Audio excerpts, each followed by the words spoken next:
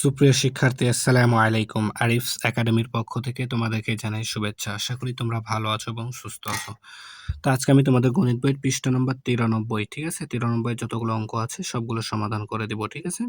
তাহলে চলো শুরু করা যাক। তো প্রথমে আমরা ১ নম্বরটা সমাধান করব, ঠিক আছে? তো ১ নম্বর দেখো বলছে নিচের ভগ্নাংশগুলোকে পার্সেন্টেজ ব্যবহার করে প্রকাশ করি। পার্সেন্টেজ বা শতকরা, এই চিহ্নটার নাম কি আমাদের? শতকরা, ঠিক আছে? শতকরা কি ব্যবহার করে প্রকাশ করি। তো দেখো প্রথমে আছে আমাদের ৩৬। আচ্ছা, ১০০ ভাগের ৩৬, তাই না?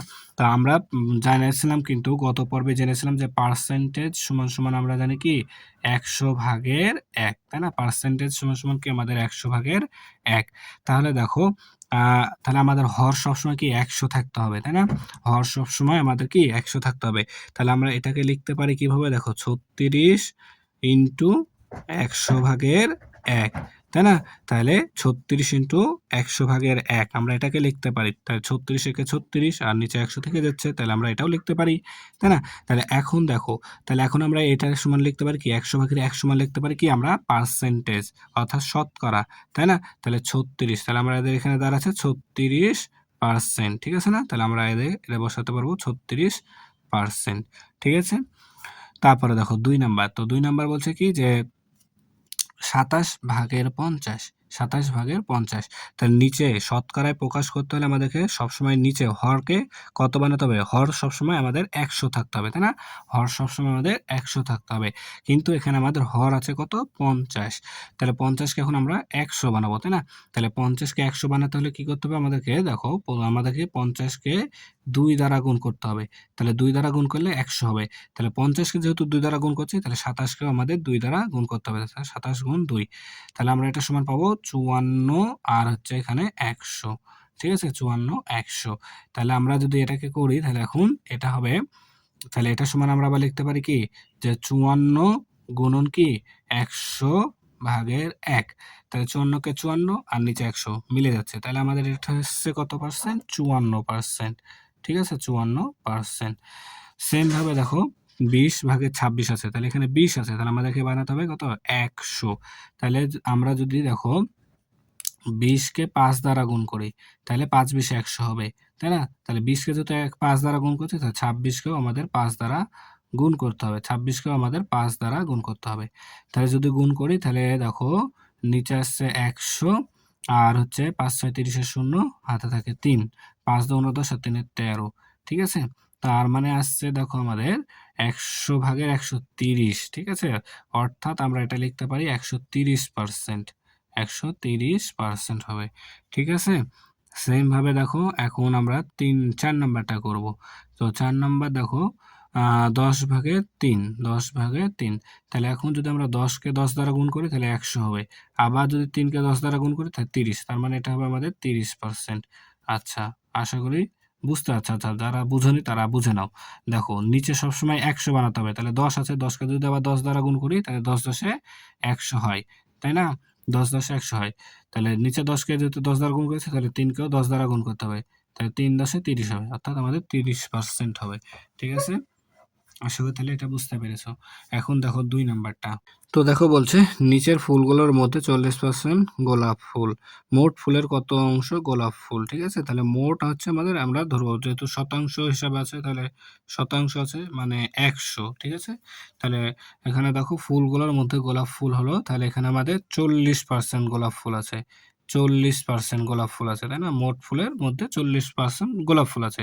আর আমরা ৪০% লিখতে সমান লিখতে পারি কি ৪০ ১০০ ভাগের ৪০ লিখতে পারি, তাই না? ১০০ ভাগের ৪০ লিখতে পারি, ঠিক আছে?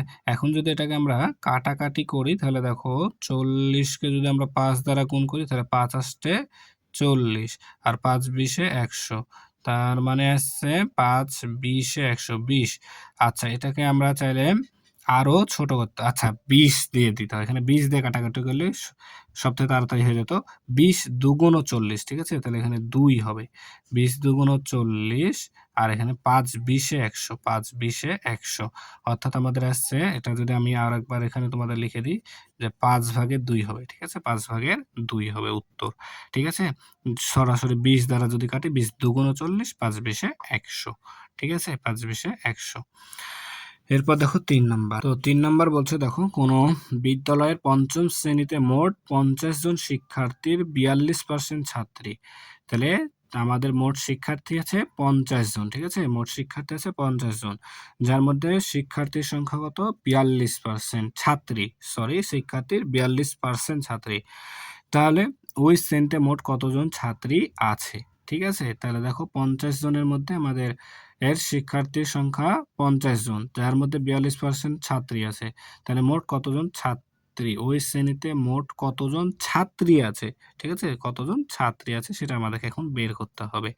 তাহলে দেখো ৪২%, ঠিক আছে? আমরা ৪২% সমান লিখতে পারি দেখো ৪২% সমান আমরা লিখতে পারি দেখো, অর্থাৎ ৪২% মানে ১০০ জনের মধ্যে ৪২ জন ছাত্রী আছে।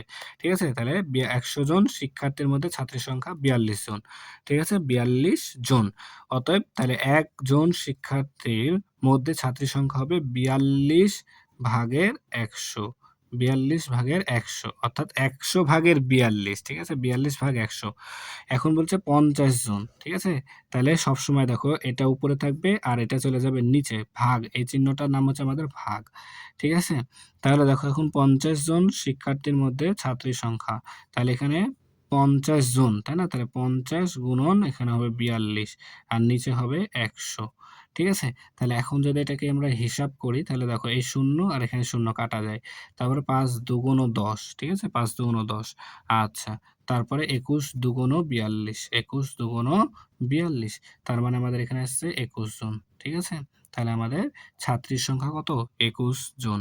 যদি তোমরা এটা কাটাকাটিটা বুঝতে না পারো তাহলে তোমরা ডাইরেক্ট এই ৫০ আর ৪২ গুণ করবা। ৪২ গুণ করে ১০০ দিয়ে ভাগ করে দিবা। তাহলে উত্তর কিন্তু আমাদের চলে আসবে খুব সহজে। ঠিক আছে? তাহলে আশা করি অঙ্কগুলো বুঝতে পারলা। তাহলে আজকে এই পর্যন্তই। ভিডিওটি ভালো লাগলে অবশ্যই লাইক, কমেন্ট, শেয়ার করতে ভুলবেন এবং পরবর্তী ভিডিও সবার আগে পেতে আমাদের চ্যানেলটি সাবস্ক্রাইব করে রাখো। আল্লাহ হাফেজ। আসসালামু আলাইকুম ওয়া রাহমাতুল্লাহ।